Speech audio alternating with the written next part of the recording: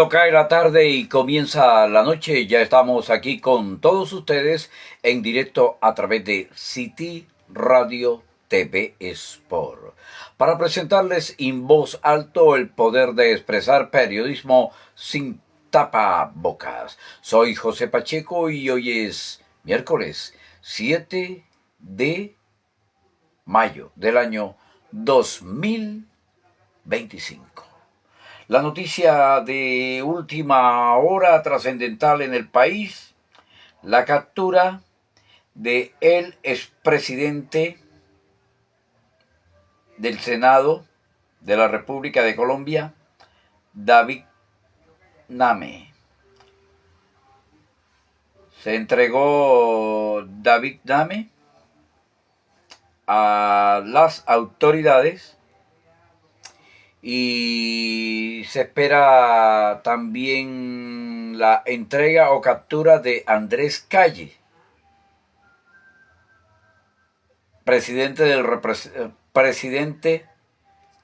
de la Cámara de Representantes de Colombia, por el caso de corrupción en la Unidad Nacional para Gestión Riesgo de Desastre, UNGRD, con respecto al caso de los carrotanques que debían llegar al departamento de La Guajira para abastecer de agua potable a poblaciones que durante muchos años han vivido la ausencia de agua potable. Así fue la captura de David Name en las últimas horas. 4:36, la otra noticia del día, como les contábamos, los expresidentes del Senado y la Cámara de Representantes, Iván Name y Andrés Calle, enfrentan la cárcel por su presunta vinculación en el escándalo de corrupción por la Unidad Nacional de Gestión de Riesgo, Silvia. Lo que nos informan a esta hora, Jorge Alfredo, es que después de la detención del senador Iván Name, expresidente del Congreso, lo están trasladando a las instalaciones de la Dijín, pero todos los detalles de cómo se dio la captura en la casa del congresista en el norte de Bogotá los tiene César Chaparro. César, buenas tardes. Sí, Jorge, buenas tardes, así es. Pasadas, digamos, las 2 de la tarde empezó el operativo por la captura de estos dos congresistas. Uno de ellos fue ubicado desde temprano en su vivienda y pasadas las 4 de la tarde se dio ya la orden para entrar a la casa y capturar a este congresista. De inmediato fue trasladado bajo fuertes y extremos medidas de seguridad. Aún no se conoce si irá directamente a la Dijín, porque algunas personas están diciendo que va a ir directamente a la fiscalía, al búnker de la fiscalía, donde allí pues empezará todo el proceso que tiene que ver de la judicialización.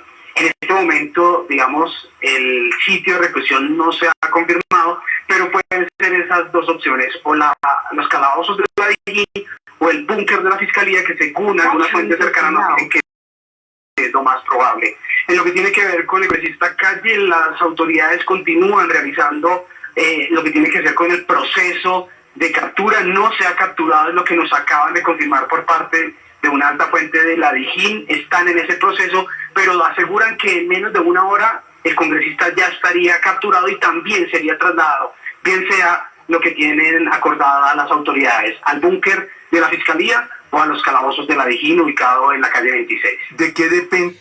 El mencionado expresidente del Senado de la República, David Name, había recibido la suma de 3.000 millones de pesos. Inmediatamente se pronunció el presidente de la República y dijo que Name buscó la forma de extraer dinero para pagar campañas políticas en Bogotá. Es un tema que es bastante álgido porque lamentablemente en los últimos tiempos los presidentes del Senado de la República han estado involucrados en casos de corrupción. Recordemos que Arturo Char, de Cambio Radical, fue detenido por corrupción en compra de votos, según denunció la ex senadora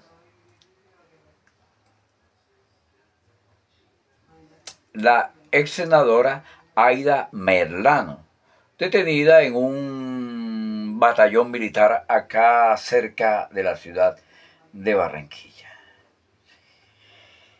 Entonces, este caso de corrupción parece que ya va tomando la forma de quiénes fueron, por qué fueron y para qué en realidad se toma y se tomó este dinero.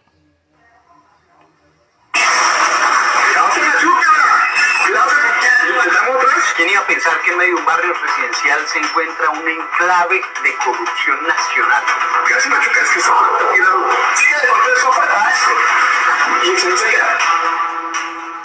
Este es el garaje desde donde opera la Fundación Pintando Huellas, que junto con Snyder Pinilla se robaron más de 5.000 millones de pesos. Soy Carlos Parra, estoy preguntando por la corrupción en el contrato de la Unidad Nacional de Gestión de Riesgo. Esta es la dirección que aparece en la Cámara de Comercio. ¿A quién le puedo preguntar por este caso? No sé, pregúntele por una pared o algo así. A la pregunta de una pared, o sea, esto es plata de la gente, esto es plata de los colombianos. ¿Y qué pensarán los vecinos de saber que esta casa, esta casa es parte del escándalo de la Unidad Nacional de Gestión de Riesgo? Del escándalo más grande de corrupción que ha habido este país. Usted lo único que hace es destrucción. Usted de la política. Destrucción, a mí me apasiona destruir puestos de corrupción, espacios de corrupción. Me llena. No sea estúpido. ¿Estúpido? ¿Quién cree que puede cobrar un almuerzo a 127.000 pesos? No. ¿Cuál es su rol en la fundación? A ver, ¿qué? Yo simplemente pregunto. ¿Por qué? Yo le debo a usted plata. ¿Sí? Un concejal no está para llegar a tocar investigar. Eso no lo hace. No, Ni la fiscalía, ni con un control de legalidad. Uno no puede preguntar qué es. Pues pregunte y yo le hablo, carreta. Bueno, explíqueme por qué Y no tengo por qué un explicarle. refrigerio puede costar 52.000 pesos. Con un pan y un jugo pueden costar 52.000 pesos. Explíqueme. A través. Explíqueme por qué una menta, un jugo pueden costar 52.000 pesos. ¿Por qué un corrientazo puede costar 91.000 pesos? ¿Por qué? Claro, la fundación, por los términos legales, le responde a los términos legales. Sí. Dígame algo legal que tengo que responder. O que la fundación tenga que responder. Tienen que responderle a la Contraloría. Eso sí es respetuoso.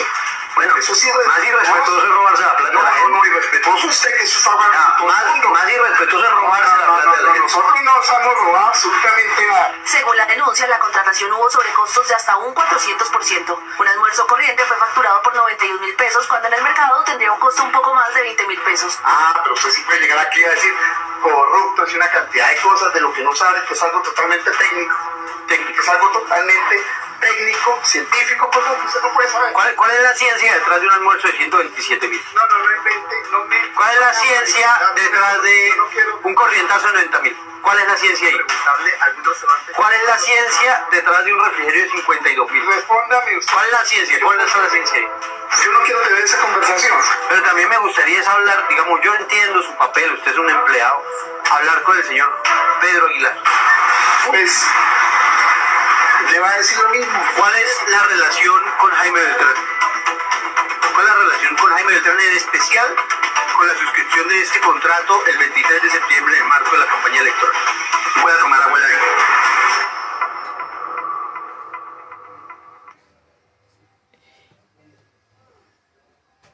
Es que es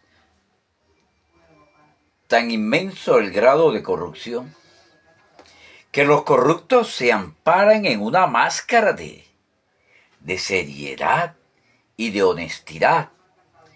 Y luego quienes lo interrogan, lo investigan o los cuestionan por esas atrocidades que prácticamente lo que han hecho es desmembrar, despedazar, destetar el presupuesto del Estado.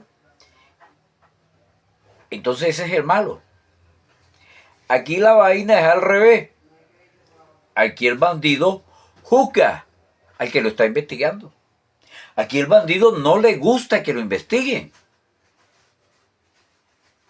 Porque son como las ratas que polulan en las casas, que tratan de apropiarse de lo que usted tiene ahí.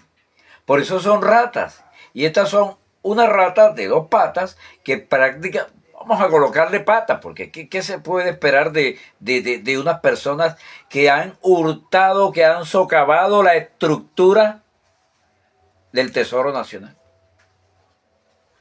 Ratas,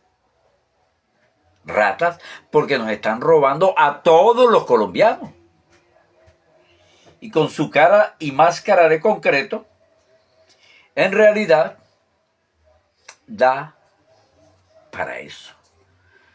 Bueno, sigue la persecución para Andrés Calles, repito, representante a la Cámara, fue presidente de la Cámara de Representantes, y ya David Name está detenido o está rindiendo declaraciones con respecto a este caso de corrupción en la Unidad Nacional para Gestión de Riesgo de Desastre, UNGRD. Esa es la noticia importantísima del día de hoy a nivel nacional. A nivel de Barranquilla y el Departamento del Atlántico tenemos otra perlita. Resulta que la diputada Isabela Pulgar del Departamento del Atlántico critica al gobernador Verano de la Rosa, Eduardo Verano de la Rosa, por la sencilla razón que ya él entregó de manera anticipada el monto de recaudo de seguridad del Departamento del Atlántico a su llave Alejandro Char. Y entonces resulta de que ahora Eduardo Verano está comprometido con los bancos que le prestaron ese dinero. Y él ahora tiene que pagarlo como sea. Entonces, lo ha colocado en el recibo de luz de la empresa Aire. Pero ahora la empresa Aire lo que hizo fue desenglobar el impuesto de la Gobernación del Atlántico de Seguridad y Convivencia Ciudadana y el valor que tiene que pagar realmente el usuario por el consumo del servicio de energía eléctrica facturado por la empresa Aire. Vamos a escuchar las declaraciones de Isabela Pulgar con respecto a ese caso. Bastante enredado y complicado y tremendo chicharrón para Eduardo Verano de la Rosa, gobernador del Atlántico, con respecto a la tasa de seguridad. Energía. Estoy totalmente de acuerdo con que sea un cobro opcional, totalmente separado del recibo, porque nada tiene que ver la tasa con el cobro de la energía. Lo verdaderamente alarmante es lo que ha dicho el gobernador Eduardo Verano acerca de cómo se va a manejar la inseguridad del departamento. No se prepararon para esto a pesar de que fue advertido hace un tiempo. Gobernador, el asunto es claro. Con o sin el cobro de la tasa de seguridad y convivencia ciudadana, usted tiene la obligación constitucional de garantizar la seguridad de todos los atlanticenses. Verano ha dicho que sin el cobro de esta tasa la seguridad del Atlántico estaría en riesgo. Pero ¿cómo es posible que un gobernador condicione la seguridad de todo el departamento a un pago de un cobro adicional y opcional en el recibo de la luz? O sea que si la gente no lo paga es culpa de la gente. Gobernador, no sea tan descarado.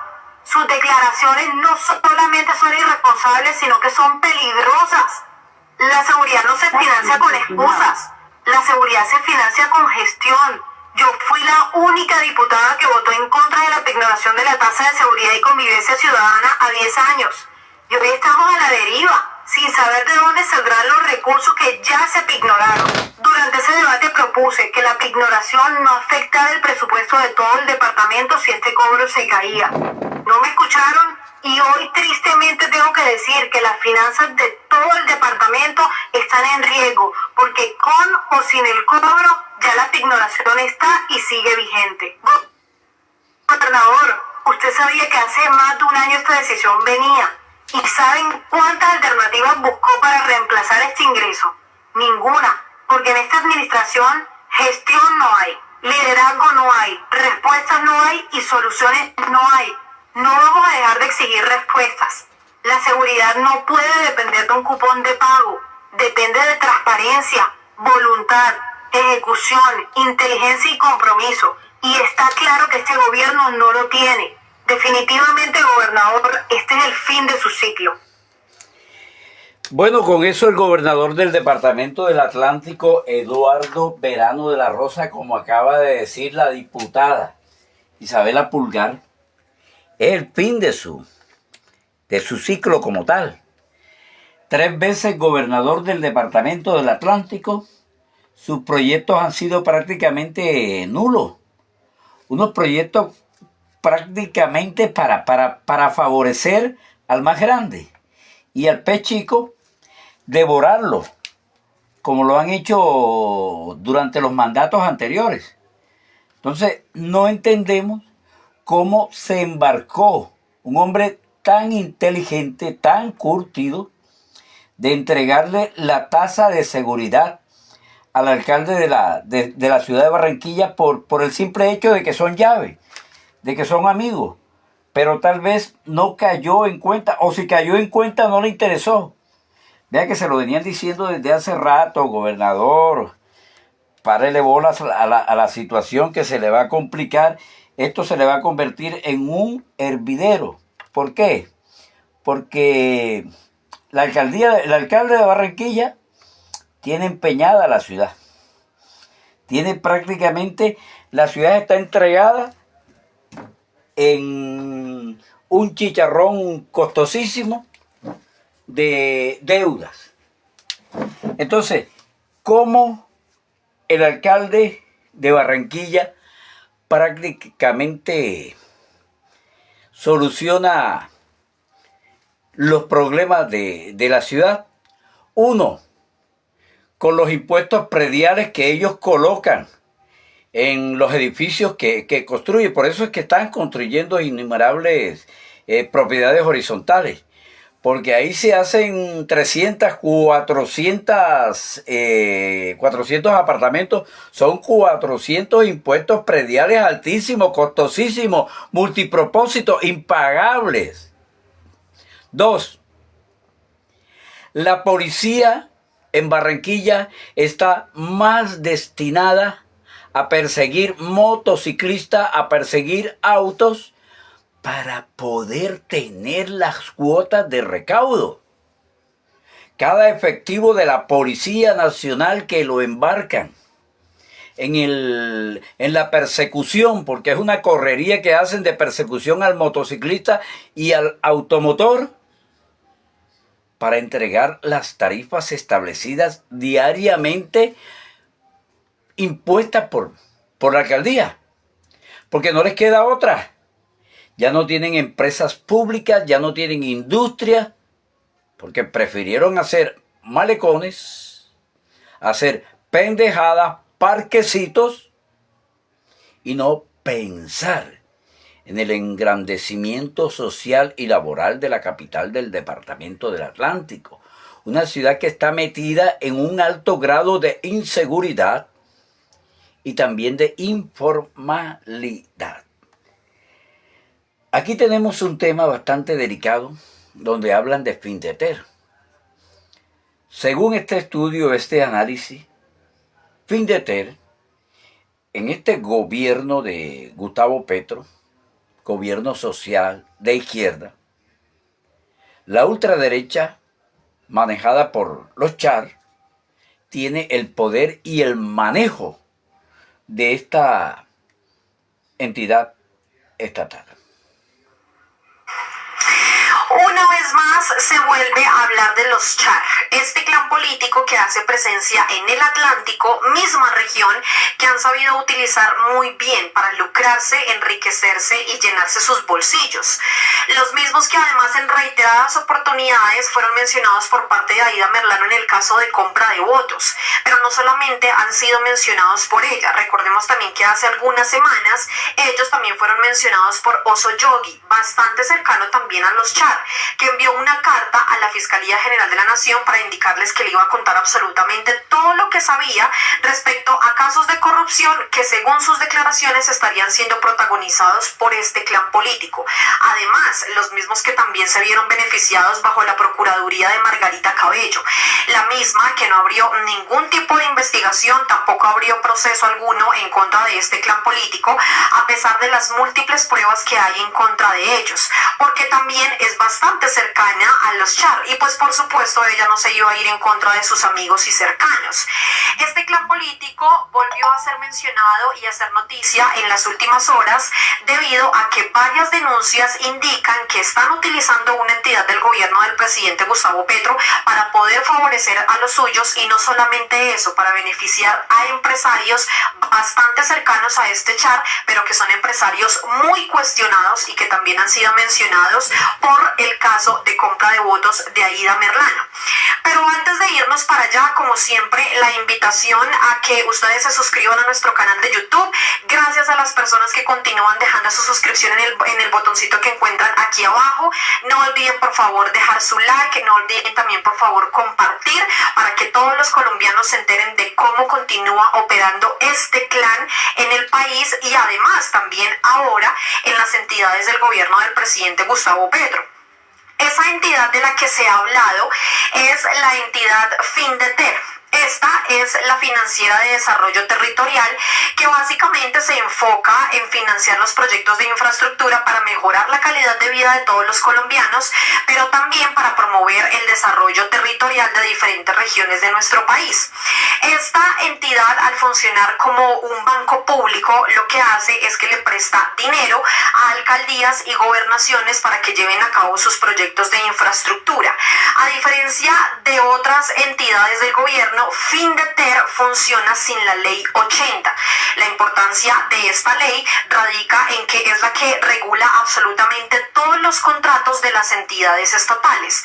Y pues por supuesto, al Findeter funcionar sin esa ley, les da vía libre para hacer y deshacer con esta entidad. Es decir, ellos pueden contratar amigos, pueden poner conocidos, pueden contratar a dedo, pueden repartir también cupos políticos, pueden además amarrar obras a diferentes empresas como la que ya les voy a contar cuál es, y por supuesto pues esto evadiendo todos los controles de contratación pública. Esa es la ventaja que tiene Findeter frente a otras organizaciones, por supuesto, para hacer y deshacer y seguir haciendo sus jugaditas en cuanto al dinero público de nuestro país. Pero ¿quién es la persona que está en este momento al mando de Findeter?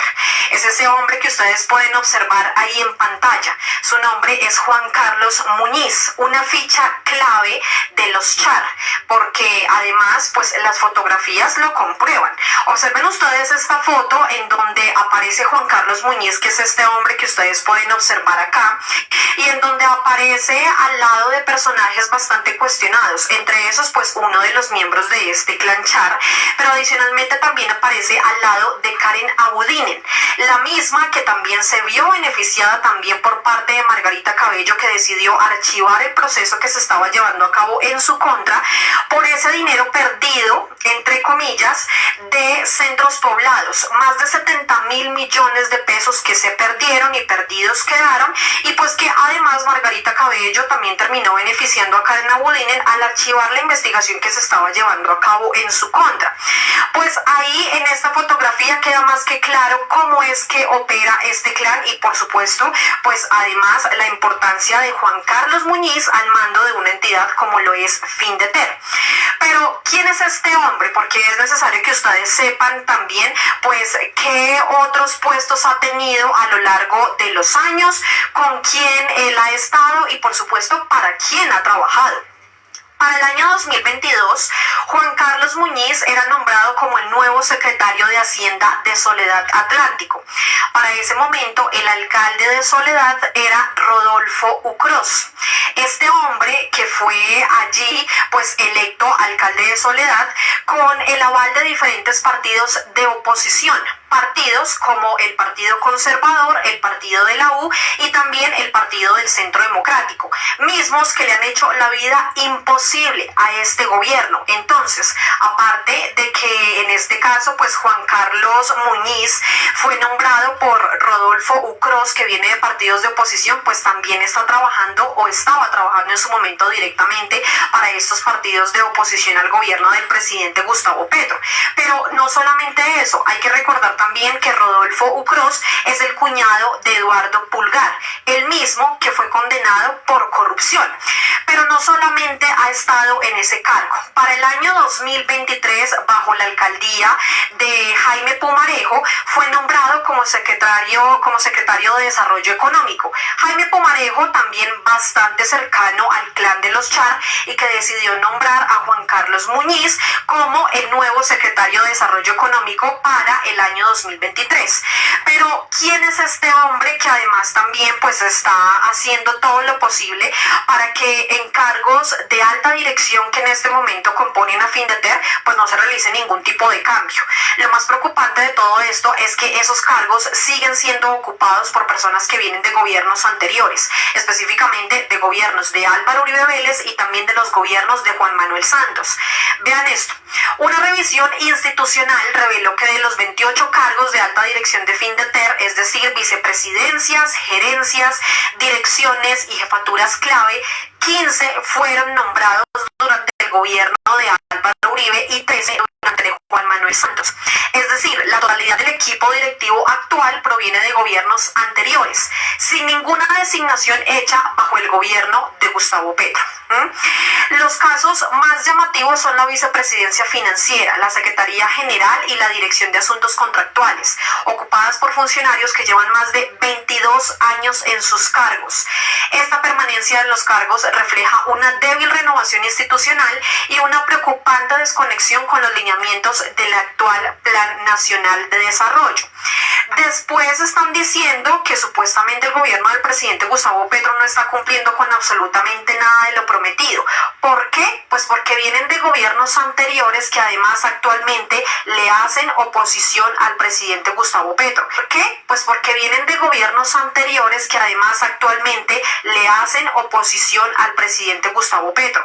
Pero además, aparte de este hombre que es el que está presidiendo esta entidad tan importante para las gestiones en los territorios, para proyectos de infraestructura en diferentes regiones de nuestro país, hay un nombre de una persona también muy cuestionada, bastante cercana también a los Char, a quienes se les está adjudicando proyectos bastante importantes y de mucho dinero. Y ese nombre es Faisal Cure, el empresario del que les hablaba a ustedes al inicio de este video, que es bastante cuestionado y también mencionado por Aida Merlano. Vean esto. El nombre de Faisal Cure, empresario cercano a los Char, también aparece vinculado a proyectos cuestionables gestionados por Findeter, como la sede de la Universidad del Atlántico en Soledad, en la que su empresa, Jacursas, resultó beneficiada. Qué extraño, ¿no? Una empresa cercanísima a los Char que resulta beneficiada en un proyecto bastante grande como lo es una universidad, y vean ustedes el valor, con una adjudicación de 198 millones de pesos. Cure es el favorito durante el segundo mandato de Alex Char y señalado por Aida Merlano de entregar sobornos para quedarse con contratos. Pero, ¿quién es Cure? Hay una nota de La Silla Vacía del pasado 8 de febrero del año 2022 en donde detalla muy bien quién es este hombre y la importancia del clan Char, esa importancia que él maneja dentro de este clan. Vean ustedes, Faisal Cure, el megacontratista salpicado, hablando del tema de Aida Merlano. Aida Merlano dice que el contratista Faisal Cure financió su campaña al Senado en 2018 por orden de Char, abro comillas, de lo que dijo en su momento.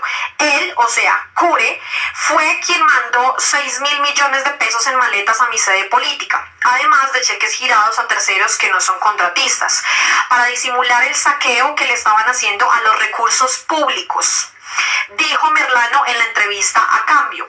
Aún no está claro si las pruebas de las congresistas son suficientes para que la justicia confirme ese financiamiento. El pacto consistió en lanzar a Merlano al Senado por el Partido Conservador, pero sin fórmula a la Cámara en el Atlántico por ese partido, para que informalmente, por debajo de la mesa, para no incurrir en doble militancia, ella le pusiera votos a la candidata de Cambio Radical a la Cámara, Lilibet Ginás, hermana del entonces diputado charista Adalberto Ginás. En la alianza se acordó que la candidata Ginás no votaría por Merlano, sino por la reelección del senador Arturo Char. A cambio de ello, Aida Merlano recibiría de los Char ayuda logística para el día de las elecciones. ¿Cómo le parece esta grandiosísima y cavernícola historia de corrupción incrustada en este gobierno?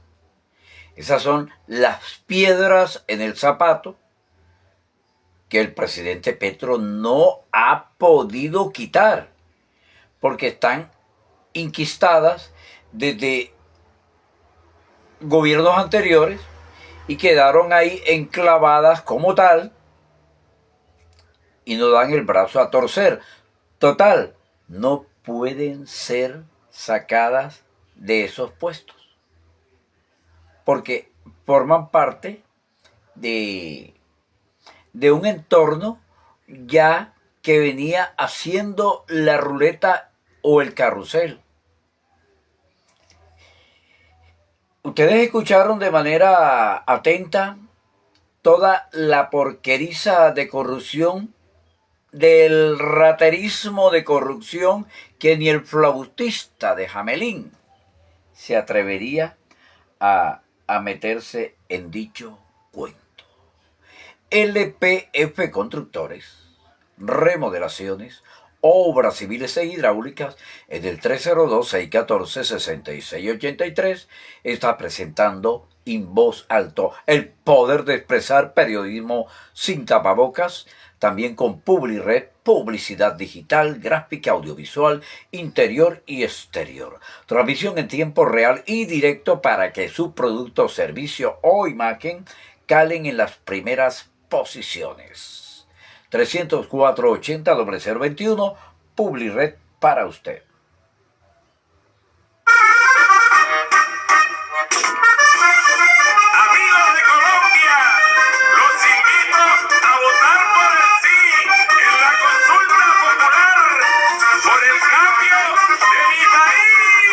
Bueno, el 1 de mayo, día de la marcha obrera y de la clase trabajadora de este país y del mundo, el presidente Gustavo Petro radicó ante el Senado de la República la consulta popular, que consta de 12 puntos, que son importantísimos para el beneficio del trabajador y de todos. Puntos esenciales como, para relatarle así fácilmente, está de acuerdo con que el trabajo de día dure 8 horas y sea entre las 6 de la mañana y las 6 de la tarde. La ultraderecha dice de que debe empezar a las 8 o a las 9 de la noche. Está de acuerdo con que se pague con un recargo del 100% el trabajo en día de descanso dominical o festivo. No creo que se está mal. Está de acuerdo con que las micro, pequeñas y medianas empresas productivas, preferentemente asociativas, reciban tasas preferenciales de incentivo para sus proyectos productivos. Creo que eso no está malo bajo ningún punto de vista. Pero la ultraderecha malsana, porque ellos no han hecho nada por lo social en este país durante los últimos 20 años. para meter los últimos 20 años de Uribe, de Santos y de Duque. Hoy, similar a como lo están haciendo en Ciudad del Vaticano, para elegir el nuevo Papa,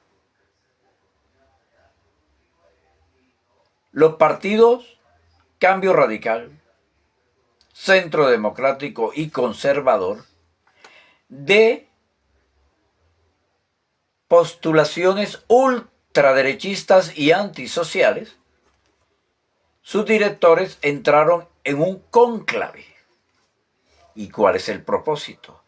Evitar la aprobación de la consulta popular en el Senado.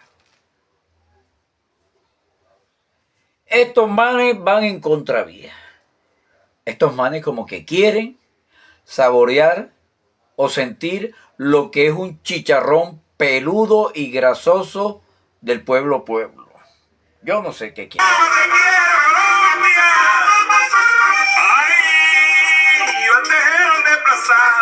Igual que un loco sin dueño. Yo antes era un desplazado, igual que un loco sin dueño, pero todo lo ha cambiado Gustavo Petro y su gobierno.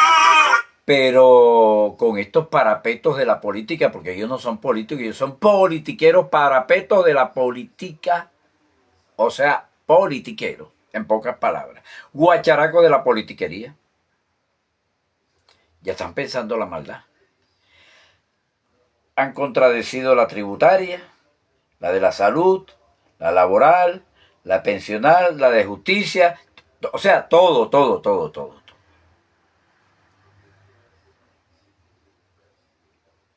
Ya el presidente se los dijo, se los advirtió. Si van a ir en contravía, pues el pueblo va a exigirles. El pueblo los va a bloquear. El pueblo puede pedir que ellos salgan de ese Senado por faltarle el respeto al propio pueblo. Oye, ¿cómo es que unos congresistas que han sido elegidos de manera democrática para representar al pueblo y ellos se autodenominan los padres de la patria, vayan en contra de todo lo que favorece al pueblo? Hay otro punto, por ejemplo este punto. Tiene uno que ser muy sanguinario socialmente para no aprobar si está de acuerdo en promover la estabilidad laboral mediante contratos a término indefinido como regla general. Oye, sí, la Organización Internacional del Trabajo aprobó estos 12 puntos. Estos 12 puntos que usted ve ahí. La Organización Internacional del Trabajo y la OEA están de acuerdo con esta consulta popular. Hay una que dice, está de acuerdo que las personas trabajadoras en plataforma de reparto acuerden su tipo de contrato y se les garantice el pago de seguridad social. Eso está malo. Eso no está malo.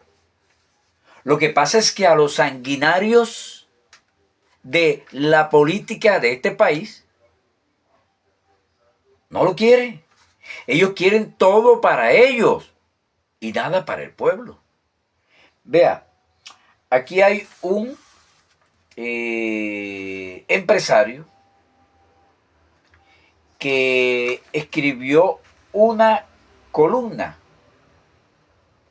Él se llama Sebastián Sanín. Es de la ciudad de Pereira. Y él fue enfático en publicar en su red de Facebook que en Colombia lo que hay es un petrismo y un antipetrismo.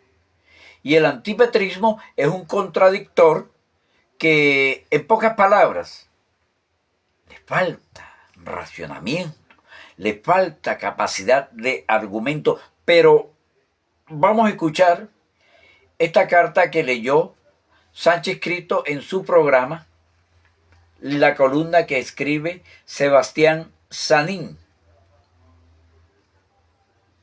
con respecto a el país contra un solo hombre. Bueno, el país contra un solo hombre no, porque hubo 11.500.000 colombianos que votaron por el actual mandatario.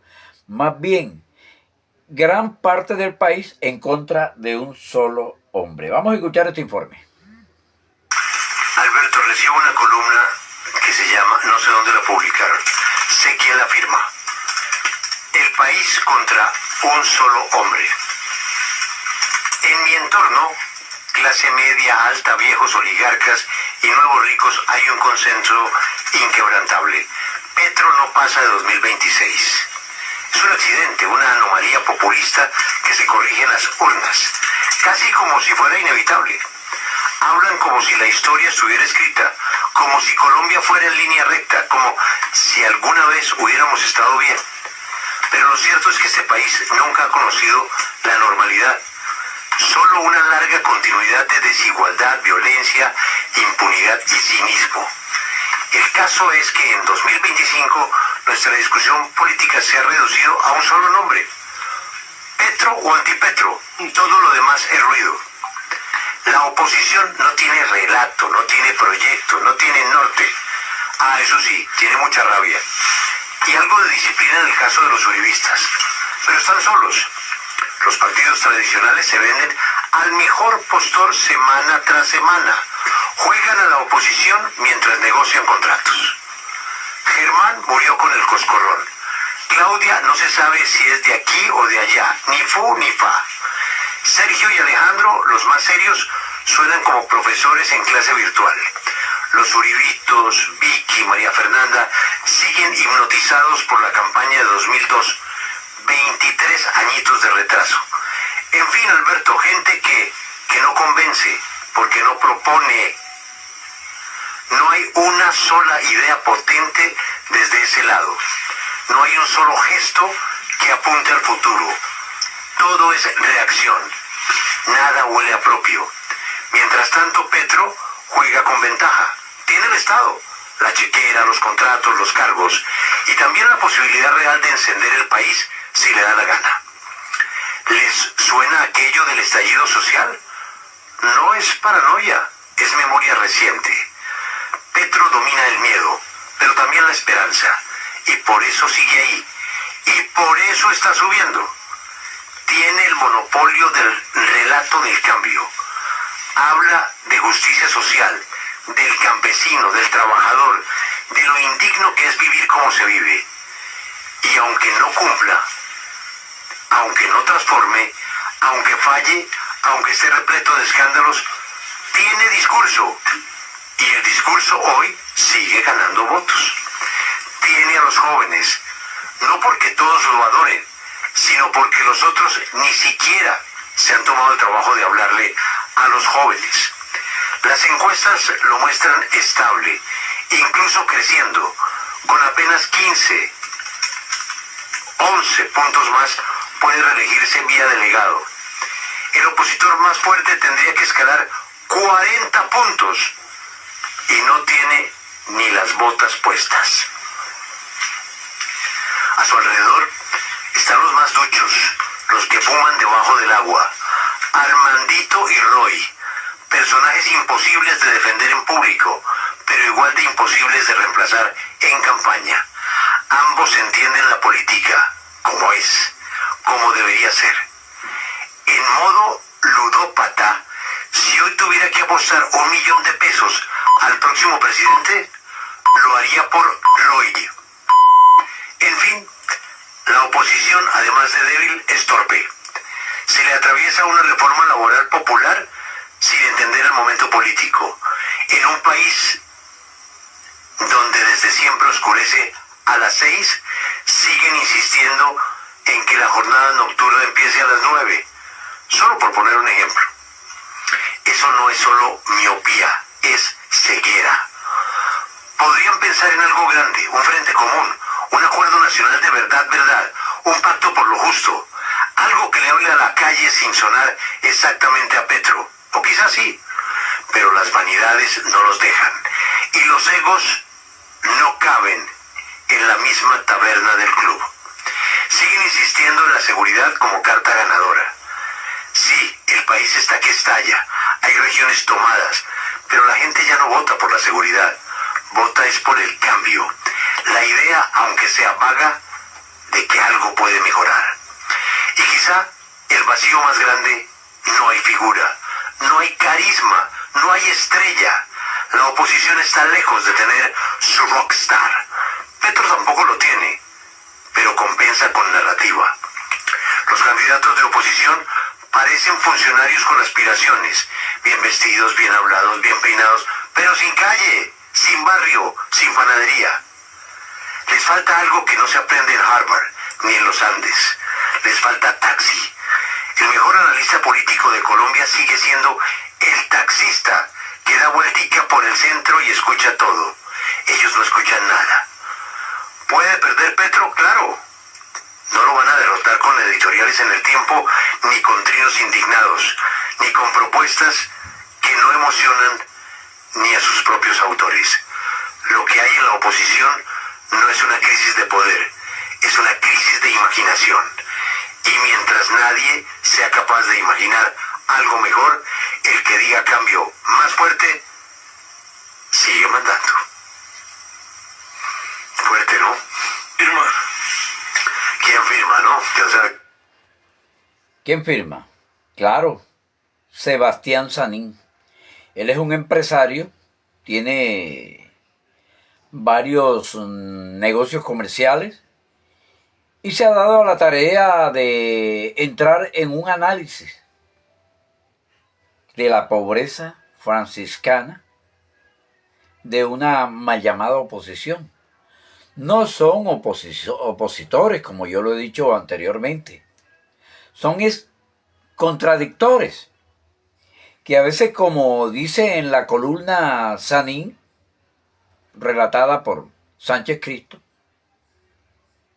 huelen más a prostitutas de la política que a verdaderas figuras de lo que se denomina la política centrada y bien realizada, en pos de lo social.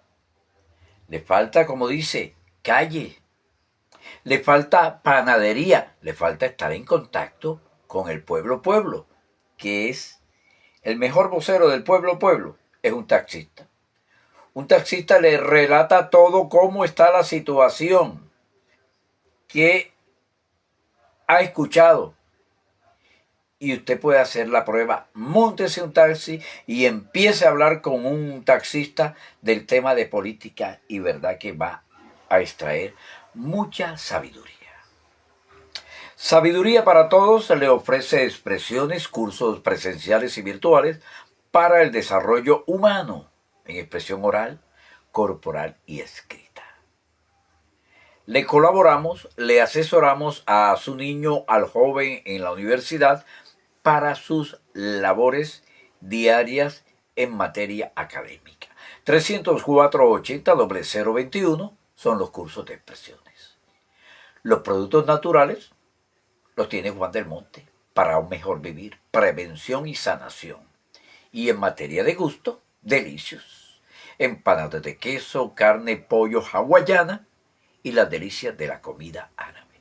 Solo lo tiene Delicio en el 301-625-4662. Para toda ocasión, eventos, despedidas, ceremonias especiales, Delicios 301-625-4662.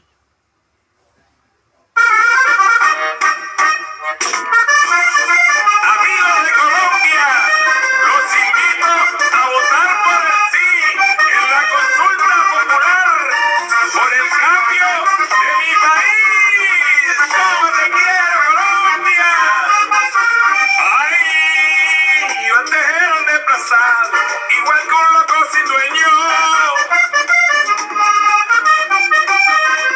Yo antes era un desplazado, igual que un loco sin dueño, pero todo lo ha cambiado Gustavo Petro y su gobierno. Hombre que sirve, pero todo lo ha cambiado Gustavo Petro y su gobierno.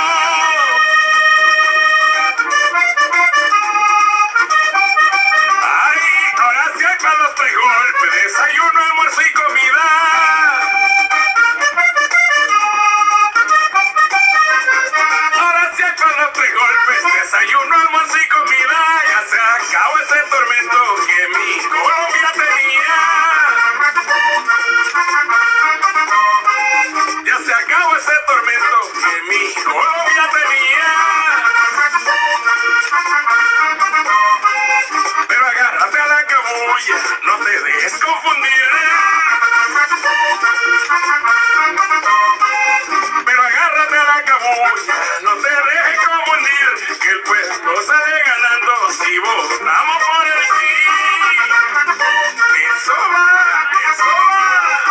hay que derrotar al cónclave del Cambio Radical, del Centro Democrático y del Partido Conservador, que están opuestos a toda reforma o propuesta de índole social por parte del actual gobierno progresista.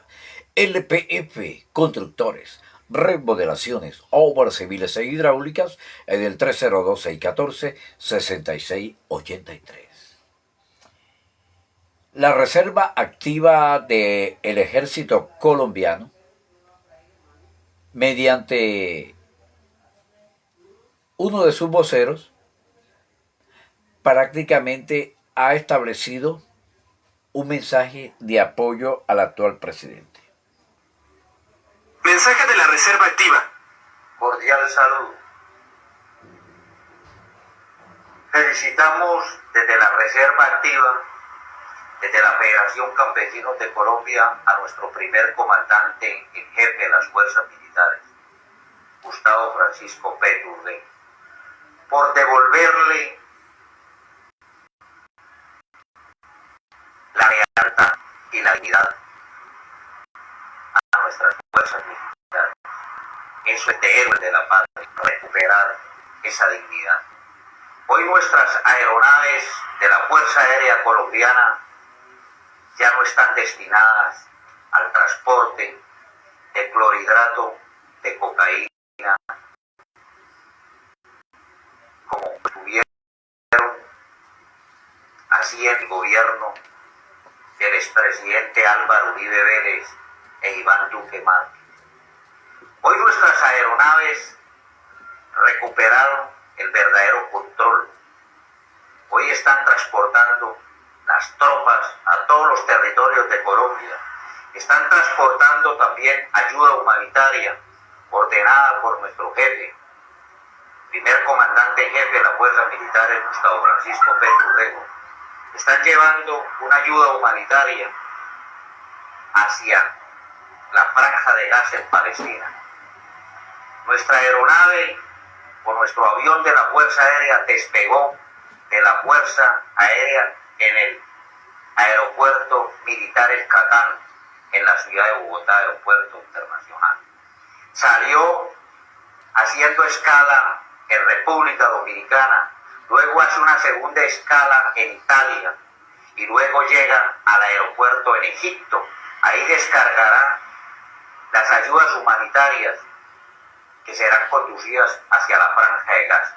Felicitaciones, primer comandante jefe de las fuerzas militares, nuestro comandante Gustavo Petro. Recuperamos la dignidad, sí se puede. Un saludo a todos nuestros soldados, policías, infantes de marina, fuerza aérea, INPEC, y a todos nuestros campesinos que hemos hecho la alianza de la... Bueno, vamos a ver qué le responde el presidente Gustavo Petro en lo que respecta a estos casos que se han venido presentando de la violencia en los últimos tiempos, que tiene una tendencia a la baja de acuerdo a las estadísticas establecidas. Mostremos la tendencia general. Si vamos de 1990 al 2024, estamos cubriendo 34 años, un largo plazo, que nos puede decir el balance general de lo que ha sido ya no la política de este gobierno, sino el conjunto de la sociedad colombiana tratando de salir de la violencia. Indudablemente, y hay que decirlo y repetirlo, porque de esto no se menciona nada, Colombia es un país relativamente exitoso en salir de la violencia. Hemos combinado fases de más ofensiva del Estado, hemos combinado fases de más diálogo y paz durante todo este periodo. Unos gobiernos han tenido un talante, otros otro, pero el balance general es que hemos sido exitosos como sociedad. Y este es un tema de ejemplo mundial.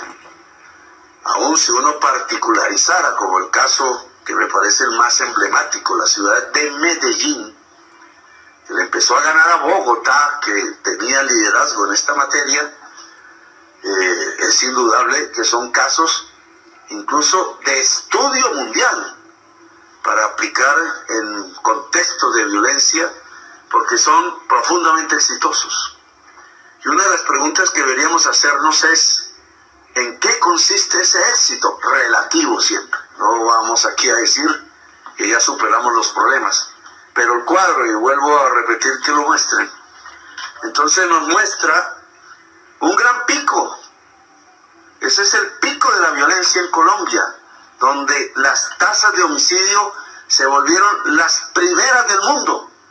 Una ciudad como Medellín en ese momento tuvo una tasa de casi 400 homicidios por cada 100.000 habitantes, que ni ciudades en guerra hoy la tienen.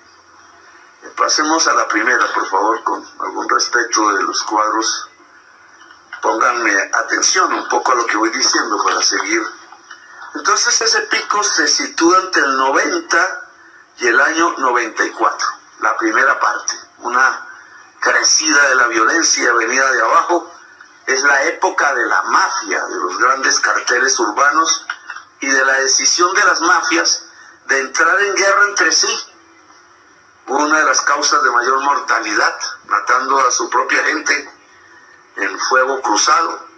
Y otra, la decisión de esas mafias de retar al Estado a partir del terrorismo. Mostremos la tendencia general. Aparte de esto que dice el presidente, hoy se alcanzó a conocer con respecto a la segunda carta de el despechado Álvaro Leiva, que, como dice el presidente, a él quien lo suspendió fue la Procuraduría por el caso de los pasaportes, que iba a tener un yo con su hijo y que a la vez estaba tratando de apoderarse de los datos de todos los colombianos, y por eso la procuradora ya salida, Margarita Cabello, lo destituyó. Y él cree que es Petro, y ahora se ha puesto a expresar por medio de las cartas una serie de epítetos ofensivos en contra del primer mandatario, donde lo cataloga de drogadicto.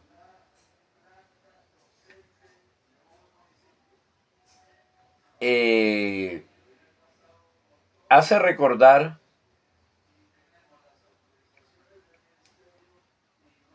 la época de Salvador Allende en Chile, donde en confabulación con la CIA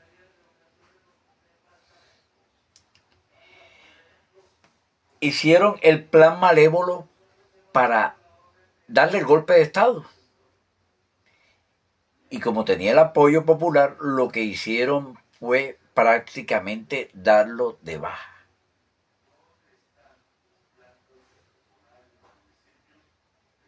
Un jefe del ejército como Augusto Pinochet fue comprado por el gobierno norteamericano y hicieron una alianza criminal que terminó en el asesinato al primer presidente marxista elegido democráticamente. Por eso uno de los apartes del marxismo dice de que no se puede buscar por la vía democrática, sino por la vía de la destrucción del Estado corrupto. Allende, como todo democrático, ganó en franca lid las elecciones por un partido popular. Pero los gringos, ambiciosos como son, le dieron el golpe de Estado. El mismo que están programando con un Díaz Balar en acuerdo con Mario Leiva. Ahora Díaz Balar aduce de que si Petro necesita ayuda médica, La primera ayuda médica creo que la necesitan ellos, que son los principales consumidores de sustancias alucinógenas. Entonces tienen que mirarse el rabo de paja que tienen para poder juzgar a otros. Sin prueba. El presidente puede llevar a Mario Leiva a los estrados judiciales por injuria y calumnia. Si no tiene las pruebas. Si tiene las pruebas, vaya y venga. Habrá que hacerle, como se dice popularmente por ahí, un monumento del tamaño de la Estatua de la Libertad. Porque se convierte en un tipo prócer de delatar las anomalías y la enfermedad y la drogadicción del primer mandatario. Además lo puede también catalogar de traición a la patria. Se ha dado a la tarea de rebelión, traición a la patria, porque se fue como los 8 del combo que prácticamente negaron la